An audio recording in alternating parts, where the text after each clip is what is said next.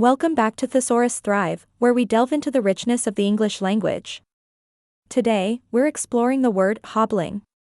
What does hobbling mean in English? At its essence, hobbling refers to walking in an awkward way, typically due to pain or injury. According to the dictionary, hobbling means to walk lamely or with difficulty, often because of a physical ailment.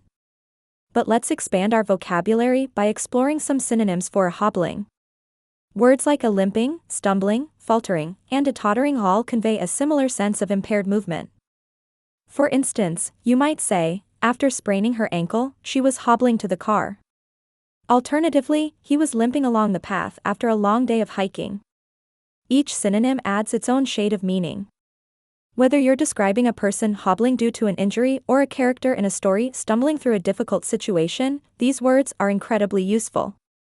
That's all for today's word exploration on a hobbling. Remember, expanding your vocabulary helps you express yourself more precisely.